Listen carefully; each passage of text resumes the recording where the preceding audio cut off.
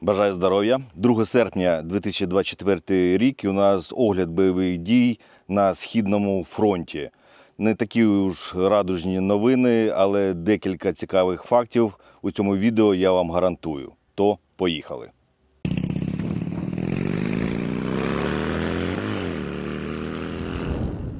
Почнемо з часів Яр. На цьому тижні ворогу вдалося перейти канал Сіверський Донець-Донбас у районі Калинівки. Там він проводить в день десь від 5 до 10 атак, і все-таки йому вдалося перейти канал, і потрошку він починає закріплюватись вже за каналом. То дуже важко, ворог застосовує і важку техніку, вони заїжджають на БМП, БМП прикриває зі свого кулемету крупнокаліберного та висаджує десант. Наші хлопці відпрацьовують, працює наша артилерія, дрони камікадзе, знищується ця група, але вони постійно нових кидають, вони не зважають на свої втрати, вони просто їм поставили завдання там закріпитися і не зважають на втрати. І, вони просто беруть кількістю. Там з одної атаки 2 чоловіка залишилось там якоїсь домівки. Слідуюча атака через годину, там з 8 залишилось ще 2. І так вони накопичуються і потрошки там закріплюються. Кліщіївський напрямок – це Кліщіївка-Андріївка. Лінія фронту за тиждень не змінилась. Пріоритетне завдання на цьому тижні було знищення ДРГ, про яке я розповідав на минулому тижні.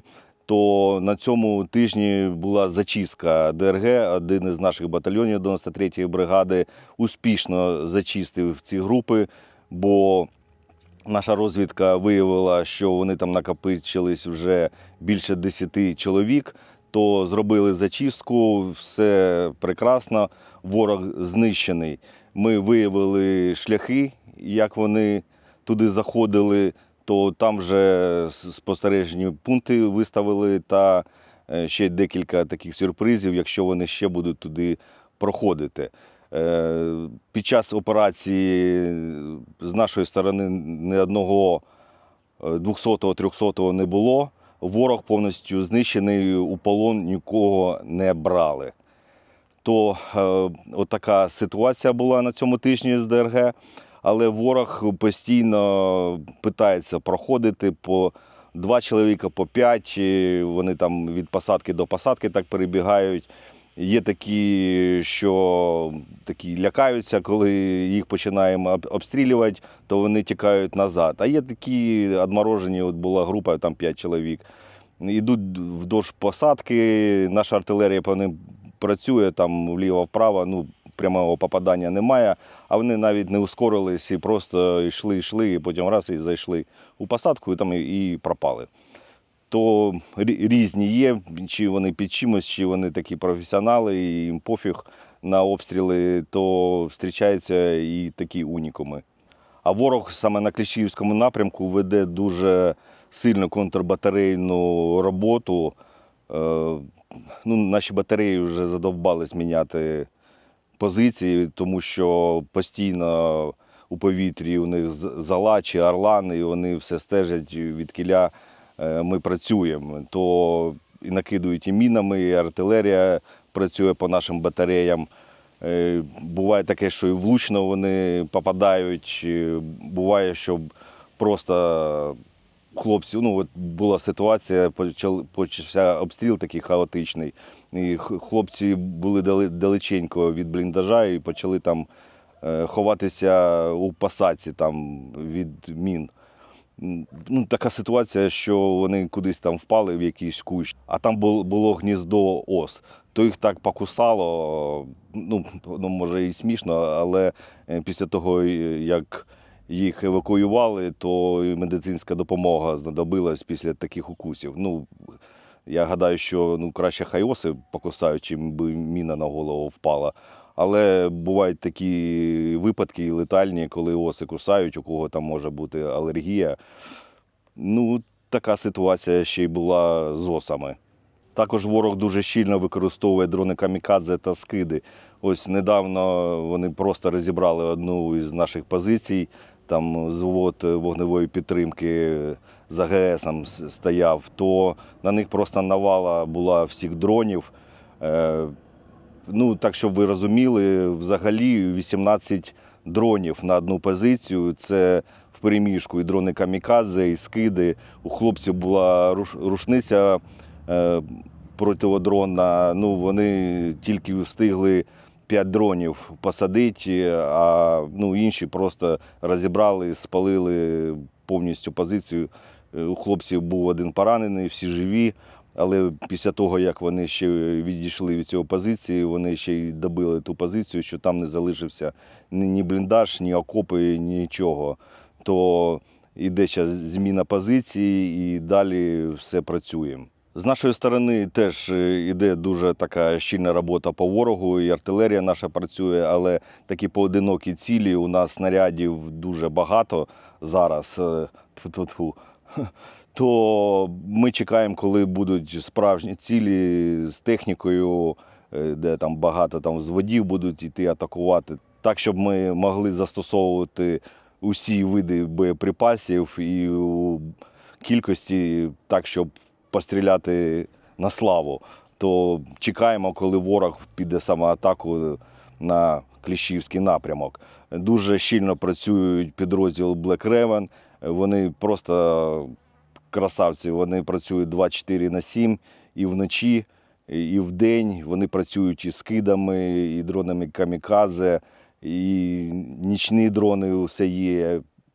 Дуже багато вражень у них як живої сили, так і в техніці. Вони просто знищують ворожу логістику по доставці особового складу та боєприпасів, особливо це вночі. І дрони камікадзе нічні працюють, і Урали вражають, і машини, і техніку, БМП. Все це вони спалюють. Але цього недостатньо. Як ми бачимо по результату, це просто якийсь пінг-понг. Вони вражать у нас щось, ми в них вражимо. І так, в принципі, по всій лінії фронту, по всій Україні, що навіть коли ворог ракетами обстрілює мирні наші міста, ми обстрілюємо військові їх точки, які знаходяться на території Росії. І оце друг другу закидаються, як ракетами, так і на фронті теж. То нема таких переваг.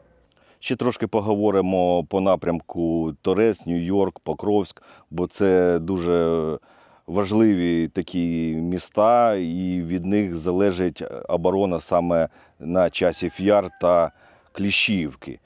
То у Торецьку йдуть бої на околицях міста, ворог постійно працює артилерією, мінометами, теж кабами, і дуже багато піхоти туди засилає. Там трошки притормозилось, ворога призупинили, то нема таких щільних просувань саме у Торецьку.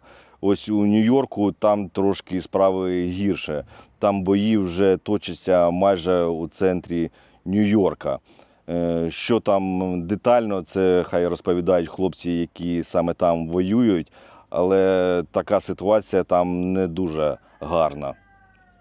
Самі такі запеклі бої, де дуже багато має успіху ворог, це Покровський напрямок. З моменту, коли вони захватили Авдіївку, вони пройшли близько 20 кілометрів. І їх задача, по-перше, це перерізати трасу від Покровська до Костянтинівки. До траси їм залишається 5 кілометрів. Вже декілька тижнів вони ближче саме до траси не можуть дійти. Але вони просуваються в бік Покровська. Бо Покровськ – це, можна сказати, транспортний хаб. Через Покровськ все проходить. Якщо брати там з Дніпропетровської області, то це йде і на Костянтинівку, і на Краматорськ. Там просто розв'язка така йде. І, звичайно, він хоче захопити Покровськ. Дуже сильно він там проходить. Не розумію, де у нас там лінія оборони, бо першу оборону вони прорвали, другу оборону вони прорвали, а перед Покровськом вже третя лінія оборони у нас повинна бути.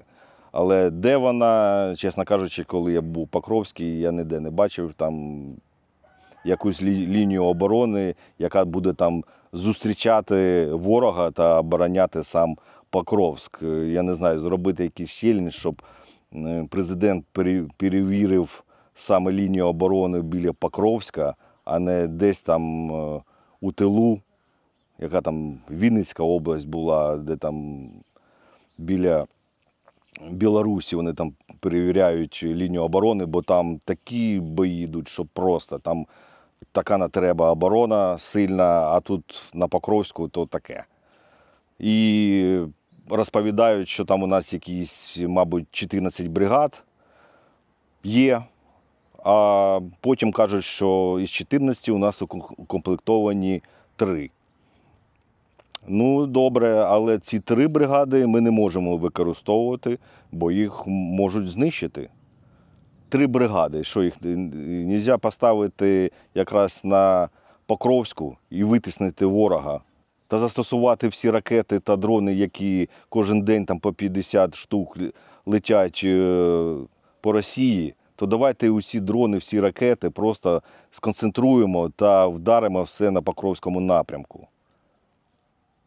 А так кажуть, що 3 бригади – це дуже мало.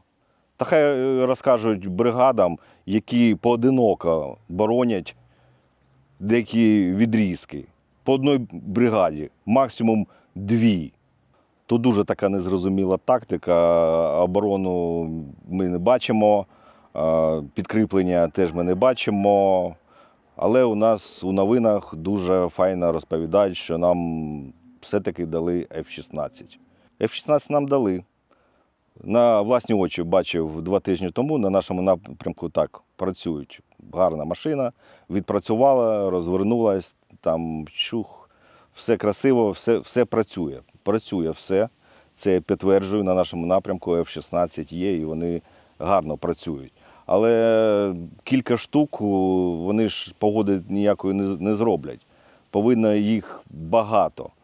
Як у Другу світову війну потрібно, коли летять просто ескадрилья самольотів, роблять коврове бомбардування, потім йдуть танки, їх підтримує артилерія і потім йде піхота.